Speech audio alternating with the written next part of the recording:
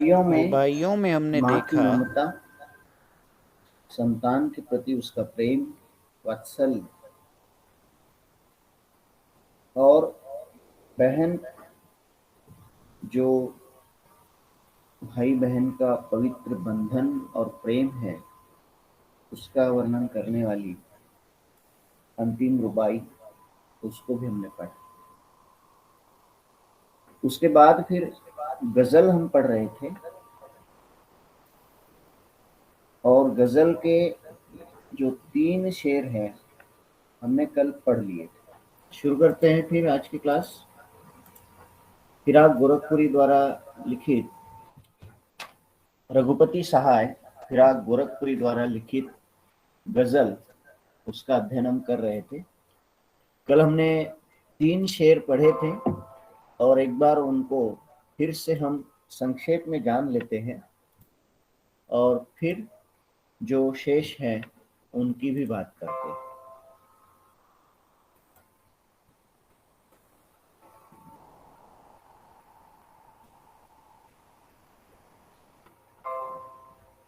पहला शेर हमने पढ़ा था,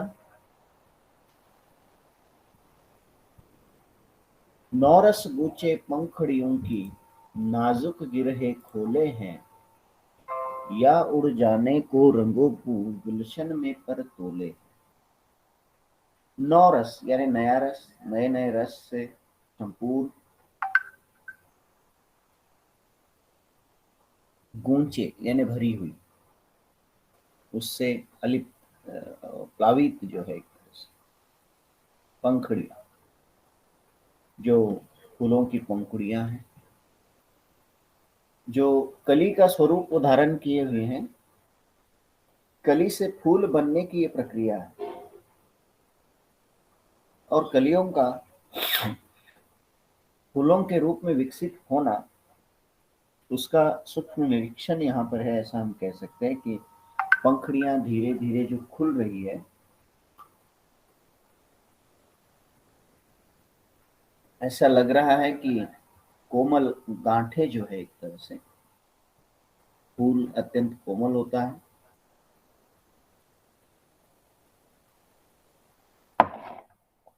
और उन गांठों को खोलते हुए देख रहे हैं।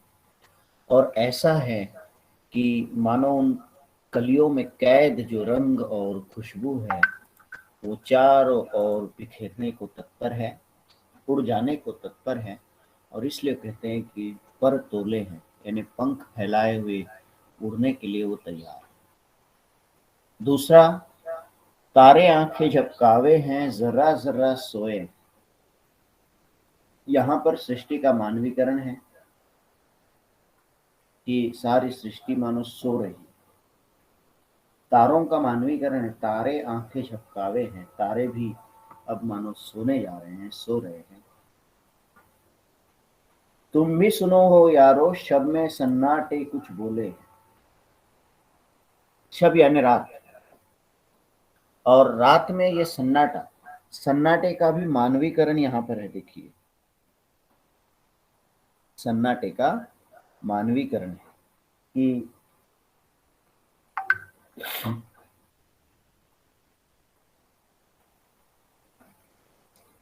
अब ये सन्नाटा क्यों उनके साथ बोल रहा है, क्योंकि उनके हृदय में जो है दर्द छुपा हुआ है। और जो संवेदनशील व्यक्ति है, जिसके दिलों में बहुत कुछ समाया हुआ है, वो जब एकांत होता है तो अकेले में उन सभी बातों को याद करता है, मानो उससे कोई संवाद साध रहा है। वही बात है यहाँ पर कि शब में सन्नाटे बोले हैं, रात में सन्नाटा भी शायद मुझसे बात कर रहा है। तुम भी सुनो हो यार, कि मैं सुन रहा हूँ, आप भी सुनो। और तो प्रेम की पीड़ा है ये, और प्रेम की पीड़ा में वो सन्नाटे में भी बहुत कुछ सुन रहे हैं, अर्थात उनके हृदय में बहुत गहरा दर्द छुपा हुआ है, प्रेम छुपा हुआ है, और इसलिए वो ये सुन रहे हैं। तीसरा है, देखिए, हम हो या किस्मत हो हमारी, दोनों को एक ही काम मिला। किस्मत हमको रो लेवे है, हम किस्मत को रो ले। कि हमारा और हमारी किस्मत का एक ही जो है काम उनका मिला है, एक ही स्थिति है। कैसे? कभी हम किस्मत को रोते हैं, यानी हमारे जीवन में जो दुख दर्द है, जो पीड़ा है, जो कुछ प्रेम भंग है या और भी बहुत कुछ विपत्तियां मेरे जीवन में है, उसके लिए मैं किसे दोष देता हूँ? किस्मत को दोष देता हूँ। किस्मत, हम किस्मत को रो ले हैं, किस्मत हमको रो ले, मतलब मैं किस्मत को दोष देता हूँ और कभी किस्मत मुझे दोष देती है। किस्मत मेरे लिए रोती है, मैं किस्मत के लिए रोता हूँ। मैं सोचता हूँ कि मेरी किस्मत में ही लिखा था, और किस्मत शायद सोचती है कि क्या इसी के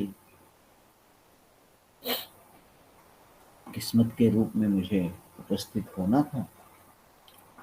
तो तात्पर्य क्या कि अत्यंत दुख से भरा हुआ उनका जीवन है, और इसलिए वो इस प्रकार की बात कहते हैं कि किस्मत हमको रो ले, हम किस्मत को रो ले हैं और कभी किस्मत हमको रो ले।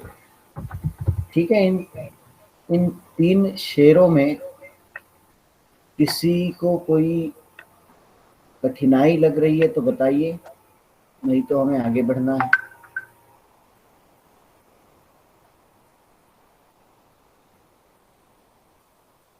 बोलो। No sir. वेरी गुड, चलिए आगे बढ़ते हैं। इसको भी हमने कल पढ़ा हुआ है। जो मुझको बदनाम करे, जो मुझको बदनाम करे, वे काश इतना सोच सके, मेरा पर्दा खोले है या अपना पर्दा खोले। अपनी गजल के इन शेरों में अपने प्रिय की याद उनको आती है, और उससे जो दर्द उनके दिल में उठ रहा है, और साथ में ऐसे कुछ लोग हैं जो उनके बहुत पास हैं, खास हैं, अपने हैं, जिनको अपना समझते हैं, लेकिन वही लोग क्या कर रहे हैं, उनके प्रेम की निंदा जब कर रहे हैं तो उनको सचेत करते हुए कहते हैं कि तुम जो मुझे बदनाम कर रहे हो, लेकिन इतना समझ पाते कि वो मेरी नहीं अपनी पोल खोल रहे हैं, मेरी निंदा करके अपनी ईर्ष्या प्रकट हो रही। मतलब एक तरह से यहाँ पर जो है आप लोगों को इस गजल के साथ साथ या इस 12वीं के पाठ्यक्रम के साथ साथ हमेशा के लिए सबक को यहाँ सीखना है कि जब जब भी हम किसी और की बुराई करते हैं, जहाँ भी किसी भी क्षेत्र में किसी भी स्थिति में जब हम किसी की बुराई करते हैं, तो ध्यान रखिए आप अपने चरित्र को दूसरों के सामने खोलते हैं। यानी आप कैसे हैं, आप कैसे हैं, ये आपके व्यवहार से, आपकी बातों से, आपके कहने के तरीके से जो है समाज को समझ जाता है। आप कितने विश्वास योग्य है ये समझ जाता है। कई लोग जो हमें अपना समझकर हमारी बहुत सारी बातें जो हमारे साथ साझा करते हैं दोस्ती में, और हम उन्हीं बातों को जब जो हमारे लिए या हम तक सीमित रखनी चाहिए, कई ऐसी बातें होती हैं जो किसी को बताकर कुछ दुख हल्का हो सकता है, वो बात अलग है, लेकिन कई ऐसी बातें होती हैं जो एक मन का दर्द हल्का करने के लिए कोई मित्र हमें कहता है, कोई सहेली हमें कहती है, और हम उसका उसी बातों को लेकर किसी और के पास जिक्र करते हैं, तो जिसने इतने भरोसे के साथ हम पर ये बात जो हमारे साथ साझा की है, उसका जो भरोसा हम पर था उसको हम तोड़ देते हैं। और साथ ही साथ जो अन्य लोग जिनसे हम बात करते हैं वो भी ये बात समझ जाते हैं कि भाई ये व्यक्ति जो है ये भरोसे के योग्य है नहीं। अगर उसकी बात ये हम पर जाहिर करता है तो हो सकता है हमारी भी बात जो है किसी और के पास जाहिर करता है। समझ लीजिए आपका कोई दोस्त आपके किसी और दोस्त की बुराई आपके सामने कर रहा है, तो ये भी आपको पक्का ध्यान में रखना है कि अगर उसकी बुराई मेरे साथ कर सकता है तो मेरी बुराई किसी और के साथ जरूर कर सकता है। मतलब समझ गए आप उसका चरित्र? मतलब अपनी ही जो पोल है वो हम खोलते हैं, अपनी ही जो विचारधारा है, हमारा जो स्वभाव है, वो इस प्रकार से हमारे व्यवहार से झलकता है। और इसलिए शायर कह रहे हैं कि जो मुझको बदनाम करे, ये तो उनकी मर्मांतक पीड़ा के कारण वो बोल रहे हैं, लेकिन ये सच्चाई है कि जब जब भी हम किसी और के समक्ष किसी और की बुराई करते हैं तो उसकी बुराई के साथ साथ हमारा चरित्र जो है खोलते चले जाते हैं, और हमारे चरित्र की, व्यक्तित्व की परतें जो है सभी के सामने हम उपस्थित करते हैं। इस बात का हमें ध्यान रखना चाहिए। ठीक है, आगे बढ़ते हैं।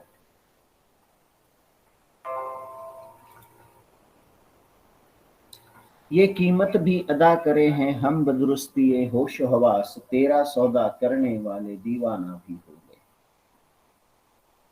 ये कीमत भी अदा करे हैं हम बदरुस्ती ये होश हवास, तेरा सौदा करने वाले दीवाना भी हो गए। अब यहाँ प्रेम में किस तरह से दीवाना होना है और कितना हद तक मैं किसी से प्रेम कर रहा हूँ, करता था और आज भी करता हूँ, इस प्रकार की बात वो इस शेर में करते हैं। उनका कहना है कि ये जो जिससे भी मैं प्रेम करता था, हे प्रिय, हम तो पूरे होशोवास अर्थात पूरे विवेक के साथ, पूर्णतः विचार करके तुम्हारे प्रेम की कीमत दे रहे हैं। तुम्हारे प्रेम के लिए जो कुछ भी कुर्बानी मैं दे सकता हूँ, जो कुछ भी कीमत मुझे अदा करनी है, वो मुझे स्वीकार है, मैं दे रहा हूँ। जो प्रेम में डूबता है वो दीवाना हो जाता है। कहते हैं कि जो दीवाना है वही प्रेम कर सकता है। कोई दीवाना, आपने 8वीं कक्षा में एक कविता पढ़ी है, हम दीवानों की क्या हस्ती है, आज यहाँ तो कल वहां चले। मस्ती का आलम साथ चला, हम धूल उड़ाते जहां चले। तो दीवाना यानी एक धुन सवार होती है व्यक्ति के मन पर, और उसी के आसपास, उसी विचारधारा में वो हमेशा जो है खोया रहता है।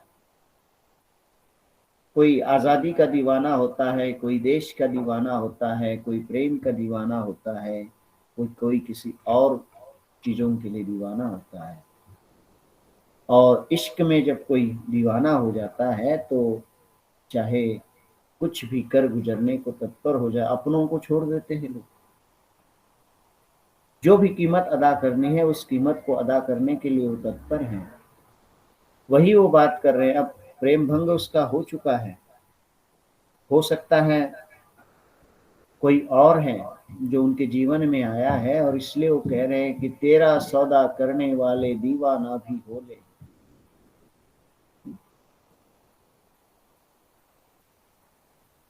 हो सकता है कि मैं जितना प्रेम कर रहा हूँ, जिस प्रकार से कोई भी कीमत अदा करने के लिए तत्पर हूँ और पूरे होशोवास के साथ, विवेक के साथ, मुझे नहीं लगता कि जो कोई और हो सकता है इतना दीवाना तुम्हारे लिए हो सकता है, इसकी मुझे आशंका है। तात्पर्य क्या कि कभी अपनी प्रेम की जो गहराई है, कितनी गहराई के साथ, कितने समर्पण भाव के साथ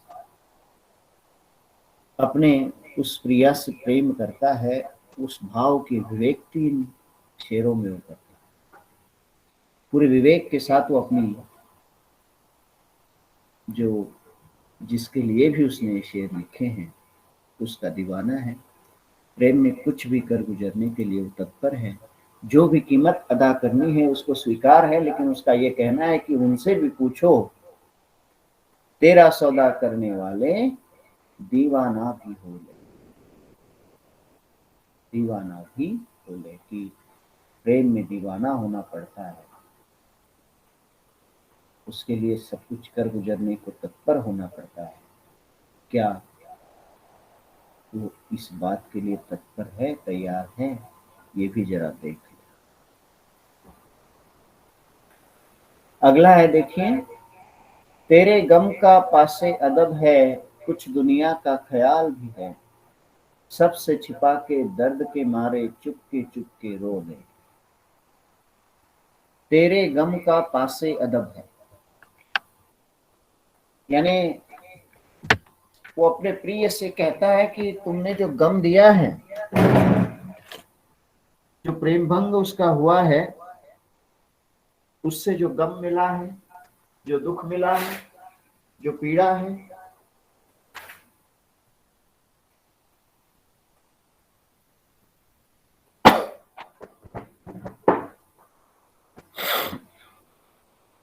वो बहुत कुछ है।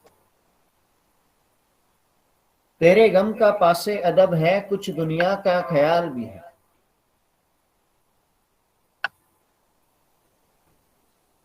पासे अदब है मतलब क्या, कि जो दुख तुमने दिया है ना, वो मैंने स्वीकार कर लिया है। केवल स्वीकार ही नहीं किया है, पूरे सम्मान के साथ मैंने स्वीकार किया है। मतलब जो दुख मुझे मिले हैं, जो कुछ भी आज मेरे जीवन में दुख है, तुम्हारे कारण हो, और जिस तरह से भी है, ये तुम्हारी जो देन है एक तरह से प्रेम में मुझे। अब तुम्हारी देन है, चाहे दुख ही क्यों ना हो, तो मैं उसका पूरा सम्मान कर रहा हूं, और साथ में दुनिया का लिहाज भी है, दुनिया का ख्याल भी है। तेरे गम का पासे अदब है, कुछ दुनिया का ख्याल भी है। अर्थात मैं दुनिया के बारे में भी सोचता हूँ, दुनिया की फिक्र है, चिंता है, क्योंकि मैं दुनिया को जानता हूँ। जब दुनिया के सामने सच्चाई आएगी तो हो सकता है कोई तुम्हें भला बुरा कहे, और इसलिए इसलिए मैं क्या करता हूँ, सबसे छिपा के दर्द के मारे चुपके रो ले। मतलब तुम्हारा ये दुख, तुमसे जो कुछ मुझे मिला है, मैं पूरी दुनिया के सामने बयां नहीं करता हूं, ताकि इस तरह से दुनिया के सामने अगर मैं ये इस तरह से बयां करूंगा, दुनिया के सामने अपना दुख प्रकट करूंगा, तो हो सकता है इस दुख का जो कारण है वो दुनिया जानेगी, और जब दुनिया जानेगी तो तुम्हारी बदनामी हो सकती है, तुम्हें कुछ दुनिया भला बुरा कह सकती है, और वो मुझे स्वीकार नहीं होगा। और इसलिए मैं सभी से छुप कर जो है दर्द के मारे चुपके रो ले। देखिए कितनी उच्च कोटि की प्रेम भावना जो है यहाँ पर शायद कि हम देख सकते हैं कि अगर दुख भी दिया है तो उसको बड़े सम्मान के साथ वो स्वीकार करता है, और किसी भी स्थिति में अपने प्रिय की जो है कोई बुराई उसको स्वीकार नहीं, दुनिया उसको कुछ कहे ये उनको स्वीकार नहीं, और इसलिए वो किसी के सामने खुलकर जो है अपने इस दर्द के बारे में, अपने दुख के बारे में बयान नहीं करते हैं, क्योंकि इस तरह खुलकर बात करने से दुनिया के सामने अपने ही किसी की जो है बुराई जो है वो बयां करेंगे, और ये उनको स्वीकार नहीं। ठीक है, समझ में आया बेटा? इसमें कोई कठिनाई? No sir. वो दर्द छुपा कर जो है सभी के साथ हंसते हुए मिल रहे हैं, किसी के सामने अपनी दर्द की भावना प्रकट नहीं करते, ताकि उनका जो कोई प्रिय है वो बदनाम ना हो।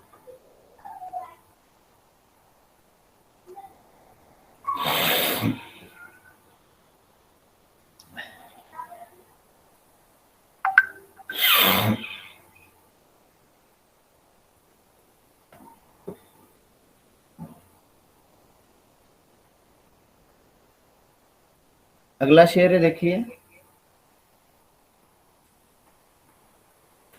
फितरत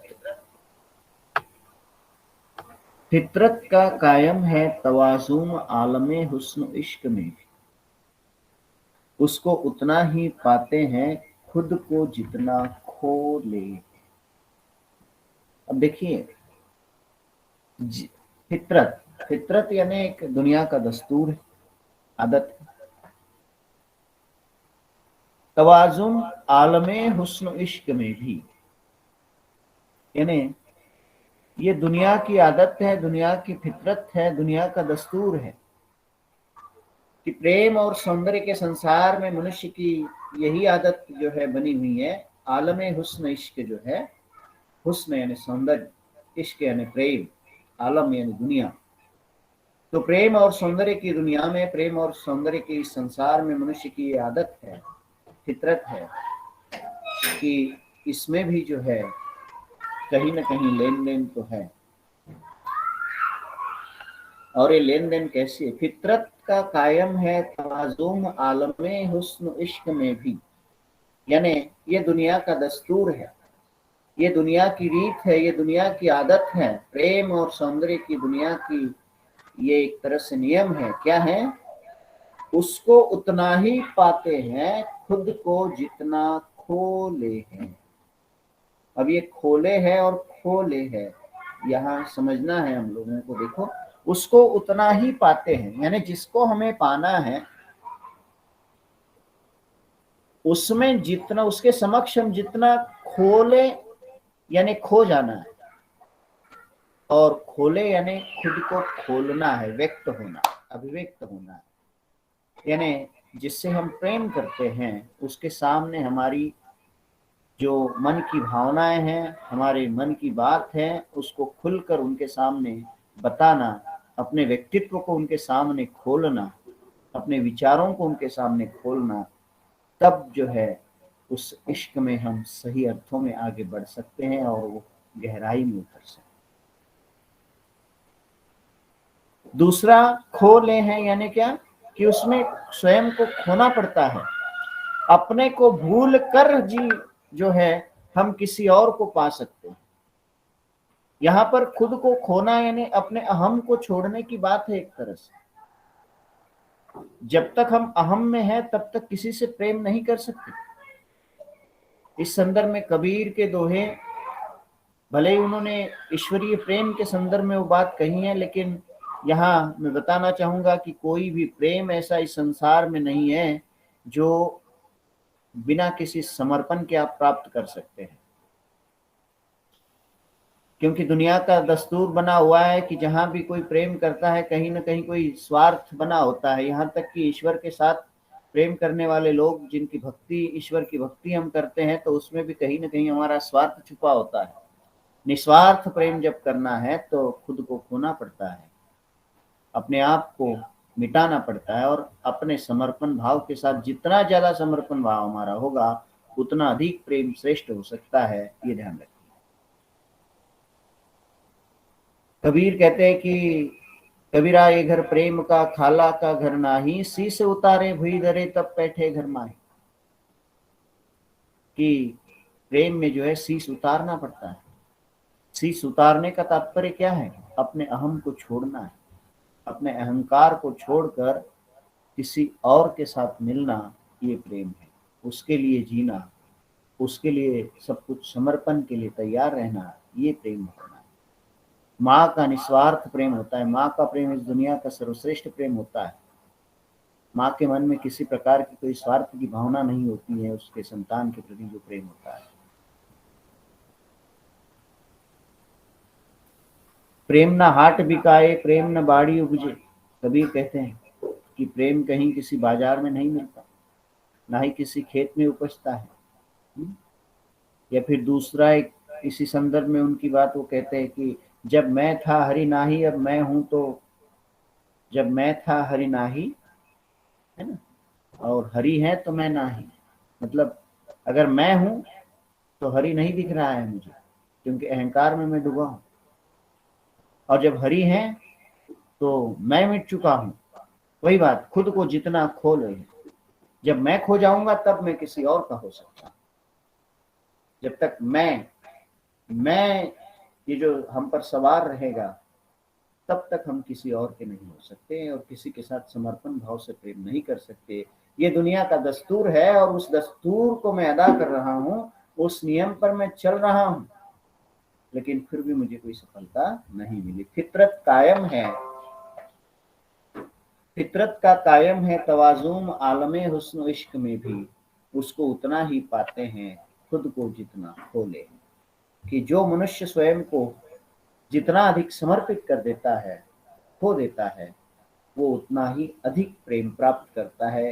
ये पूरी जिंदगी में आप ध्यान रखिए। चाहे प्रेम, ये प्रेम कोई बहुत सीमित शब्द नहीं है। कई बार आप लोग बिल्कुल छोटा सा अर्थ उसका ले लेते हैं। प्रेम बड़ा व्यापक शब्द है। प्रेम का मतलब केवल प्रेमी और प्रेमिका का प्रेम नहीं है। प्रेम का मतलब हमारे आसपास जो भी हमारे अपने हैं उनके प्रति जो हमारा स्नेह है वो प्रेम है। माता पिता का प्रेम है, माता पिता का संतान के प्रति प्रेम है, हमारा माता पिता के प्रति प्रेम है, और भी हमारे जो रिश्ते नाते हैं, अपने हैं, जो हमारा व्यवहार है, वो प्रेम से परिपूर्ण है। ये प्रेम की भावना बड़ी व्यापक है। कबीर कहते हैं कि पोथी पढ़ी पढ़ी जग मुआ, पंडित भया न कोई, ढाई आखर प्रेम का पढ़े सो पंडित हो। यानी जो प्रेम से व्यवहार करता है सबको अपना बना लेता है। तो स्वयं को खो देने से ही प्रेम प्राप्त हो सकता है। लेकिन अहम अगर हमारे अंदर है तो शायद हम प्रेम नहीं कर सकते, और ईश्वर की भक्ति भी हम तब तक नहीं कर सकते जब तक हम अहम में डूबे हुए हैं। ठीक है, चलिए आगे बढ़ते हैं। अगला शेर।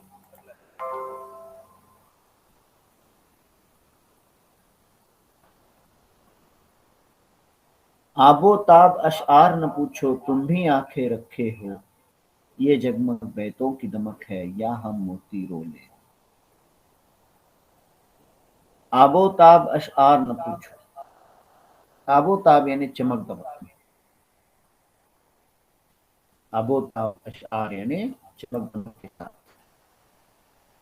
न पूछो, तुम भी आंखें रखे हो। मतलब कवि अपने पाठकों से और अपनी तारीफ करने वाले लोगों से कहते, जब उनकी शायरी सुनकर लोग उनकी वाहवाही करते तो कहते हैं कि मेरी इस शायरी की चमक दमक और कलाकारी जो है ये मत पूछो, इस पर आप बिल्कुल फिदा ना होइए। तुम भी आंखें रखी हो, मतलब ऐसा है कि ये जो शायरी है, ये जो मेरे अल्फाज है, ये ये केवल कविता करने के लिए ये उपजे हुए नहीं है। ये केवल चमक दमक के लिए नहीं है। तुम भी सोच सकते हो, तुम भी देख सकते हो, तुम्हारी भी आंखें हैं, तुम भी देख सकते हो ये कि जगमग बैतों की दमक है या हम मोती रोले हैं। यानी ये कुछ जो कुछ सौंदर्य मेरी शायरी में तुम देख पा रहे हो, जो चमक देख पा रहे हो, चमक दमक जो तुम देख सकते हो, ये शेरों की दमक है या हम मोती रोले हैं। या मोती रोले हैं यानी हमारी आंखों से जो आंसू निकल रहे हैं, उन आंसुओं से उपजी हुई ये मर्मांतक भावनाएं हैं। देखिए, मेरी आंखों से आंसू बह रहे हैं और उन आंसुओं से उपजे हुए शेर हैं और इसलिए चमक रहे हैं। ये कोई बनावटी सजावटी दिखावे के शेर जो है ये नहीं, ये केवल पूरी रचनाएं नहीं है। इन रचनाओं के पीछे मेरी भावनाएं छुपी हुई है और भावनाओं का तीव्र संवेदन जो है वो इसके साथ जुड़ा हुआ है। आंखों से मैं रो रहा हूं और उस रोने से, उस दुख से उपजी हुई ये पीड़ा है। कविता की उत्पत्ति के संदर्भ में जो है, कविता कैसे उत्पन्न होती है, इस संदर्भ में कहा जाता है, विद्वानों ने कहा, वियोगी होगा पहला कवि, आह से निकला होगा गान। कविता कैसे उत्पन्न हुई होगी? वियोगी होगा पहला कवि, आह से निकला होगा गान। यानी उसकी जो पीड़ा है, उस पीड़ा से गीत उसका उत्पन्न हुआ होगा। मतलब कोई भी भावनाएं जब हमारी तीव्र हो जाती है तो कविता उत्पन्न हो जाती है। अंग्रेजी के कवि आपके वर्ड्सवर्थ, वो कहते हैं, poetry is the spontaneous overflow of powerful feelings. कि जब भावनाओं की तीव्रतम अभिव्यक्ति होती है वही कविता होती है। तो वही है यहाँ पर बात की, आ बेताब अशार न पूछो, तुम भी आंखें रखो हो, ये जगमग बैतों की दमक है या हम मोती रोले हैं। ये हमारी शेरों की चमक नहीं, ये हमारी आंसुओं की चमक है, अर्थात आंसुओं से उपजी हुई ये कविता है। अपने दर्द की जो पीड़ा, दर्द जो है उसकी जो गहराई है, उसकी जो उसका जो मर्म है वो यहाँ पर व्यक्त करते हैं कि उस पीड़ा से उपजी हुई ये कविता है। तो मेरी इस चमक दमक को मत पूछो, तुम भी सोच सकते हो, तुम भी आंखें रखते हो, देखते हो कि ये चमक या ये सौंदर्य जो शायरी में तुम देख रहे हो, ये केवल शब्दों का सौंदर्य नहीं, शेरों का सौंदर्य नहीं, बल्कि मेरे आंसुओं का सौंदर्य है, आंसुओं से निकला हुआ ये गान है। मैंने आंखों से अपने, मेरी पीड़ा के कारण जो आंसू बहे हैं, उसी से मेरी शायरी उपजी है, उसी से मेरी शायरी में चमक है, मेरे शेर चमक रहे। आगे बढ़ते हैं। ऐसे में तू याद आए हैं अंजुमने में रिदों, रात गए गर्द पे फरिश्ते बाबे गुनाह जब खोले। इस गजल में वो फिर एक बार अपनी प्रिय को याद करते हैं और उसके वियोग से जो दर्द उसके जीवन में उपजा है, उसकी पीड़ा को बयान। ऐसे में तू याद आए अंजुमने में मेरी दो की, यानी उसके गम को भुलाने के लिए एक तरह से जिन महफिलों में वो बैठता है शायद। यहाँ पर अंजुमने में शराब, अंजुमने में मतलब शराब की महफिल, और रिंदो में रिंदों को, रिंदो यानी जो शराबी होता है उसे कहते हैं रिंदो। रात गए गर्द पे फरिश्ते, देखिए मैं अर्थ बता रहा हूं पहले आपको। अंजुमन में यानी शराब की महफिल, रिंद, रिंदो यानी जो शराबी है, गर्द, गर्द यानी आसमान, आकाश, फरिश्ते बाबे गुनाह जब खोले, बाबे गुनाह जब खोले, यानी बाबे गुनाह यानी पाप का अध्याय, फरिश्ते यानी जो देवदूत होते हैं, है ना। अब ये कुछ है, पुरानी कल्पनाएं हैं कि फरिश्ते होते हैं, रातों में वो सब देखते हैं, लोगों के व्यवहारों को आंकते हैं वगैरह, उसी का सहारा लेकर वो हम बात करते हैं। उनका कहना है जब तुम बहुत याद आती हो तो हम हो जाते हैं, और उसे भुलाने के लिए उन यादों को याद करते हैं। रात में आसमान में जो फरिश्ते दुनिया के पापों का हिसाब किताब लिखते हैं, ये ऐसी धारणाएं हैं देखो कि रात में कोई फरिश्ते जो है आते हैं और वो हर का पाप का लेखा जोखा लिखते हैं, हिसाब देखते हैं। ऐसे में रात में हम इस तरह की फिल्मों तुम्हें याद कर रहे हैं। देखिए, जब बुलाते हुए याद कर रहे हैं मतलब क्या, कि इतनी याद आ रही है कि चाहकर भी हम भुला नहीं पाते हैं, और उन यादों से जो उपजा हुआ दर्द है, उस दर्द को भुलाते हुए हम उन महफिलों को जो है सजाते हैं। अब क्या है, एक पंक्ति में बिल्कुल संक्षेप में अर्थ करें तो कि घनी अंधेरी रातों में उनको अपनी प्रेमी की या अपनी प्रिया की जो है बहुत याद आ रही है, गहरी याद उनको आ रही है। ठीक है, अगला है देखिए,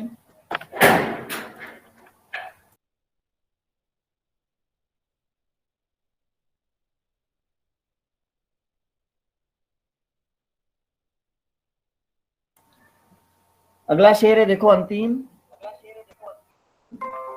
सद के खिलाफ एजाज सुखन के कैसे उड़ा ली ये आवाज, इन गजलों के पर्दों में तो मीर की गजलें बोले। सद के फिराक एजाज सुखन के कैसे उड़ा ली ये आवाज, इन गजलों के पर्दों में तो मीर की गजलें बोले है। मीर, मीर प्रसिद्ध शायर है उर्दू के, और उनकी गजलों का प्रभाव जो है फिराक की गजलों पर हम देख सकते हैं। लोग भी उनकी गजलों की तारीफ करते हुए इस प्रकार की बात करते हैं कि मीर की गजल उनको प्रतीत होती है।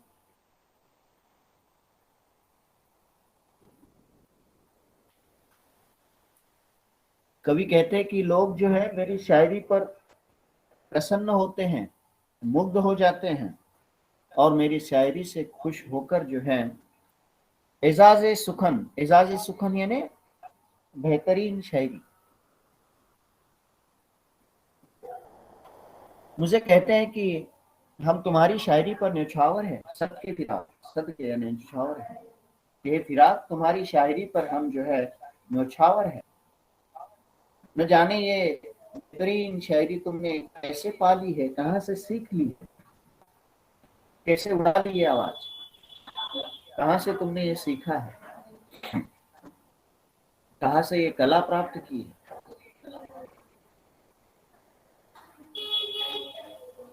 आगे वो कहते हैं कि इन गजलों के पर्दों में तो मीर की गजलें बोले, कि तुम्हारी इन गजलों में मीर की गजल हमें सुनाई देती है, अर्थात मीर के गजलों के बोल उसमें सुनाई पड़ते हैं। अर्थात तुम्हारी शायरी कैसी है, मीर की शायरी के समान है। तो यहाँ पर ये और एक बात है, देखिए कि ये शायरी कहाँ से सीखी, तो पहले वो कह चुके हैं कि तुम भी आंखें रखे हो, ये बैतों की दमक है या हम मोती रोले है, वो उनके आंसुओं से उपजा हुआ गान है। तो इस प्रकार उनकी गजलों की कोई तारीफ जब करता है तो वो कहते हैं कि तुम्हारी ये शायरी बड़ी बेहतरीन है, कहाँ से सीखी, कहाँ से प्राप्त की, तुम्हारे शेरों में मीर के गजल या मीर के बोल हमें सुनाई पड़ते हैं। अर्थात सर्वश्रेष्ठ शायरी उनकी है, और मीर जैसे उर्दू के प्रसिद्ध गजलकार के साथ लोग उनकी तुलना करते हैं, ये उनके लिए काफी गर्व की बात है। हाँ बेटा, तो ये जो शेर हमने अभी पढ़े, 3 6 और 3 9 शेर है, तो ये गजल हमने पूरी कर ली है, समझ ली है। इन शेरों में किसी को कोई कठिनाई लग रही है तो बताएं, ठीक है। कोई कठिनाई है, कुछ समझ में नहीं आया, ये शेर नहीं समझा, वो शेर नहीं समझा, कोई कठिनाई है तो बताइए।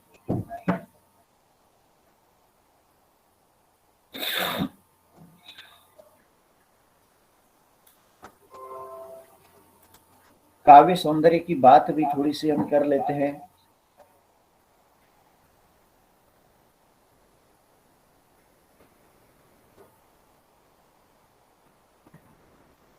ध्यान रखिए, इसकी जो भाषा है, काव्य भाषा उर्दू है, तो उसी तरह उर्दू के संस्कार जो है इस किताब पर हम देख सकते हैं।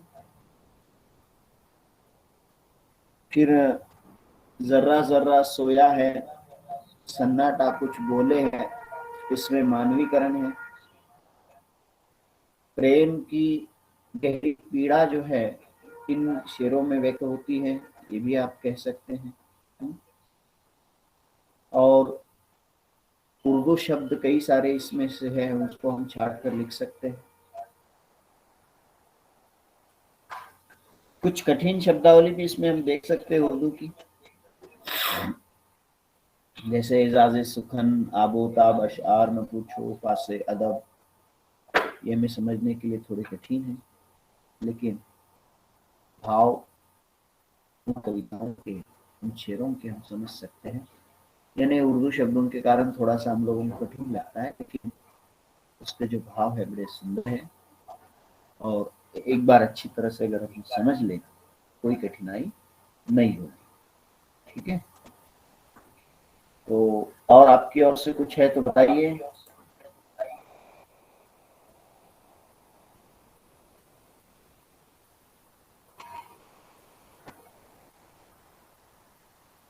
ये देखिए शब्दों के अर्थ यहाँ पर दिए हुए देखिए, है ना, जो कुछ शब्द है कुछ कठिन,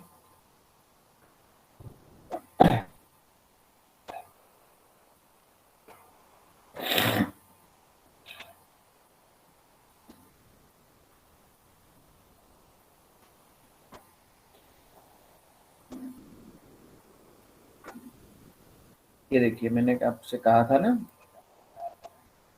कि वियोगी होगा पहला कवि, आह से उपजा होगा गान, उमड़ कर आंखों से चुपचाप वही होगी कविता अनजान। कि कविता के संदर्भ में जो सुमित्रानंदन पंत जी ने कहा है कि कविता कैसे उपजी होगी, वो वियोग से उपजी है। और इसी की तरह समानता बताने वाली पंक्तियां कौन सी है, आप अशआर न पूछो तुम भी आंखें रखे हो, ये जगमग बैतों की दमक है या हम मोती रोले हैं। यानी हमारे आंसुओं से ये कविता उपजी हुई है। वियोगी होगा पहला कवि, आह से उपजा, आह यानी पीड़ा दर्द, वही है आंसुओं से उपजी हुई कविता। उस शेर में वो व्यक्त करते हैं कि ये बैतों की चमक है या हम मोती रोले। फिर दूसरा एक मैंने कहा आपको, शीश उतारे हुई धरे तब मिले करता, तब मिले कबीरा ये घर प्रेम का खाला का घर नाही, शीश उतारे हुई धरे तब बैठे घर माई। ये तब मिले करता तब बैठे घर माई, ये थोड़ा सा पाठ भेद मिलता है। तो ये कहा था, उसको उतना ही पाते हैं खुद को जितना खो ले। यहाँ पर ये पंक्ति जुड़ती, ठीक है। मतलब बातें वही है, बस बयां करने का अंदाज अलग है, भाषा का अंदाज अलग है। फिर वही बात, मैया मैं तो चंद्र खिलौना ले हो, कल मैंने बताया था कि बालक तो है, जिद आया है, चांद पे ललचाया है ना। कृष्ण भी इसी प्रकार चांद को मांग रहे थे।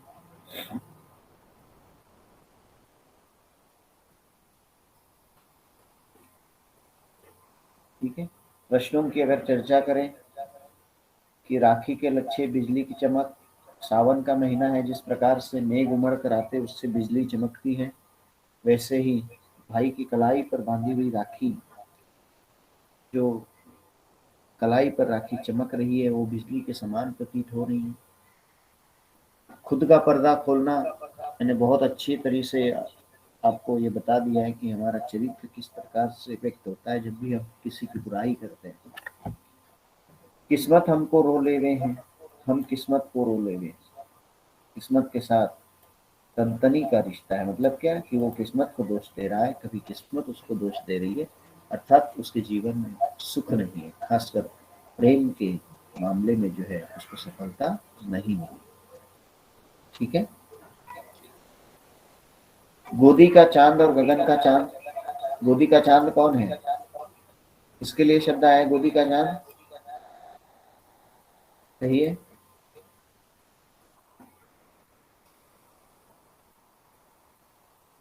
गोदी का चांद बच्चा है। बच्चा है, बिल्कुल सही। और गगन का चांद, उन दोनों में रिश्ता, मतलब बच्चों को हमेशा से जो है चांद का आकर्षण रहता है ना। कई बार आपने भी सुना होगा कि बाल गीतों में चांद जो है वो मामा है, चंदा मामा है। तो हमेशा से उसके रिश्ते बने हुए हैं बच्चों के। ठीक है, चलिए अब यहाँ पर ये आज की क्लास हम खत्म करते हैं, कल फिर बात करेंगे किसी और टॉपिक पर।